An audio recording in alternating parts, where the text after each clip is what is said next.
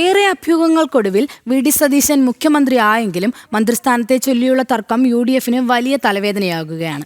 കോൺഗ്രസ് മത്സരിച്ച 5 സീറ്റിലും ചരിത്ര വിജയം നേടിയ കോഴിക്കോട് ജില്ലയിൽ നിന്ന് ഒരു മന്ത്രിസ്ഥാനം ഉറപ്പാണ്. എന്നാൽ ആ നറുക്ക് ആർക്കാകുക എന്ന കാര്യത്തിൽ ഇപ്പോൾ തന്നെ ജില്ലയിലെ കോൺഗ്രസിൽ തർക്കം മുറുകുകയാണ്.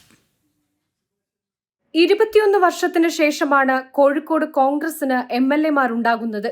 ജില്ലയിൽ കോൺഗ്രസിന്റെ പുനരുജ്ജീവനത്തിന് ചുക്കാൻ പിടിച്ച DCC പ്രസിഡന്റ് K. പ്രവീൺകുമാറിനാണ് മന്ത്രിസ്ഥാനത്തിൽ പ്രഥമ പരിഗണന. ഒരു വനിതയടക്കം 5 പേരെ വിജയിപ്പിച്ചെടുത്ത നേട്ടത്തിന് നേതൃത്വം നൽകിയ ആളെന്ന നിലയിലാണ് പ്രവീൺകുമാർ അവകാശവാദം ഉന്നയിക്കുന്നത്. കൂടാതെ പ്രവീൺകുമാറിന് K. മുരളീധരന്റെ പിന്തുണയുമുണ്ട്. അതേസമയം കോഴിക്കോട് നോർത്തിൽ തോട്ടത്തിൽ രവീന്ദ്രനെ പരാജയപ്പെടുത്തിയ K. ജയന്തനും സാധ്യതയേറെയാണ്.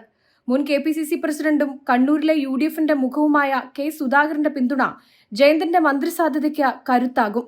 മന്ത്രിസഭാ രൂപീകരണ ഘട്ടത്തിൽ K. സുധാകരന്റെ പ്രധാന ആവശ്യവും ജയന്തനെ മന്ത്രിയാക്കണമെന്നതായിരിക്കും. ഇരുവരും മന്ത്രിസ്ഥാനത്തിനുള്ള അവകാശവാദങ്ങൾ ഇതിനോടകം ഉന്നയിച്ചു കഴിഞ്ഞു. രണ്ടുപേരെയും തള്ളിക്കളയാൻ കോൺഗ്രസ് നേതൃത്വത്തിന് കഴിയില്ല. ഒരാളെ തഴഞ്ഞ് മറ്റൊരാളെ പരിഗണിച്ചാൽ അത് ഗുരുതര പ്രത്യാഘാതങ്ങളായിരിക്കും ജില്ലയിലെ കോൺഗ്രസിൽ ഉണ്ടാക്കുക. ഇതിനിടെ കുന്നമംഗലത്തിൽ ലീഗ് സ്ഥാനാർത്ഥി MA റസാഖ് ഏതാണ്ട് മന്ത്രിസ്ഥാനം ഉറപ്പിച്ചതായാണ് പുറത്തുവരുന്ന വിവരം. ജനം, കോഴിക്കോട്.